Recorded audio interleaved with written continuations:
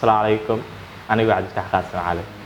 وحمال ما أن أدي نوسو جاري فرين أن قياس يو إن يتهاي وحاد وحنون بدن مقل كذا قلبي أن كبرت قلق الأد وبدن ونبهان إن أن كسمين تحدر يوعي جلين أد فرا بدن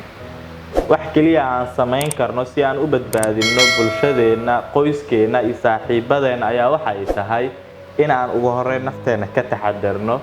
wax kaliya nafteena ugu taxadirin karnaa ayaa ah in aan raacdo talaabooyinka ay nasiinayaan qobarada caafimaadka ay ugu horeyso inaan farxalanno inaan ka fogaano dadka ugu yaraan 1 mitir iyo in aan dadka salaan gacan qaad aan sameeynin balse aan sameeyno salaanta ugu qiimaha badan oo ah tilmaamayso in qofka qalbiga aad ka salaantay fariinta aan kula wadaagayo waad qiyaasaysaa nooc ay tahay sababtoo ah dalkan waxa soo gaaray coronavirus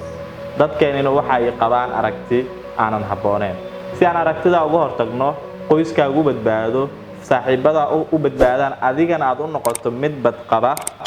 ugu horeeyna inaad sameeysaa talaabooyinka ay ku siinayaan qobarada caafimaadka aad baysaa fardhaqa allana tala saarataa